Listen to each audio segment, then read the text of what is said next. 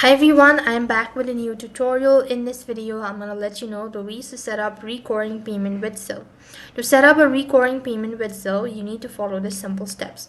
So first thing first, you want to log into your Zelle account and go to select payments. Then choose what you want to pay and select the make payment recurring toggle. Then select make payment recurring toggle. As you do that, choose the date or dates you want your payment to send, and link a fund source like a bank account or a debit card. Next thing you want to do is specify the payment frequency and the amount as well. Make sure to review and confirm the details before you proceed on.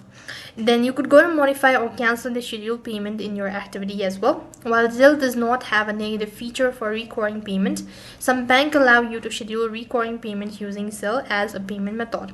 So first thing, you could read out the tips as well, that only users with Zelle you may trust, and Zelle is similar to cash, so the money is exchanged quickly. So you could read about this and follow the steps. That's all for this video. I hope the video was helpful. Make sure to like, share and subscribe to our channel. Thank you for watching. See you in our next video.